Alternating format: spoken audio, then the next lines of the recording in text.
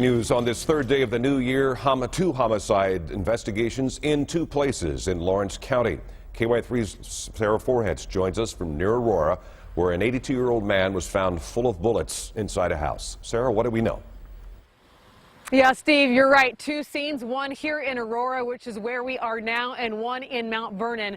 Let me set the scene here first. It happened in this home behind me, and they do say it was a gruesome scene. He had multiple gunshot wounds. Nolan Karch, 82 years old, lived alone with his dog. His neighbors say he was a very kind guy and pretty much kept to himself. They are questioning two people in this case, or they want to question two people, but they have not yet caught up with them. But take a look, Steve, at the property.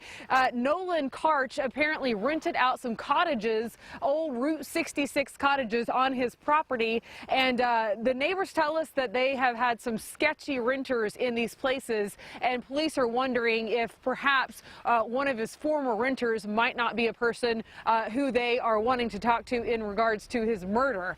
Now, they do tell us that they are very familiar. Police are very familiar with this area because there have been some disturbances at these cottages, but again, the neighbors tell us no one has lived in those for about 6 months. So again, two people who they are wanting to question in this case. All right, now we'll take you to the second scene, Steve. The other one is down in Mount Vernon.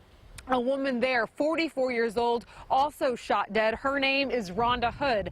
This is a very unique situation that we have in Mount Vernon. The second call came in last night, only about 45 minutes after the death of Nolan Karch. Police saying there in Mount Vernon, there are 7 people who live in one house, and apparently the woman who was shot dead, according to everyone who lives there, did not know anyone in the house. They say everyone knows each other, the homeowner knows everyone, except for this one woman. They don't believe she broke in, so just a lot of questions unanswered still at this point, but police tell us they do believe that there's not a public threat.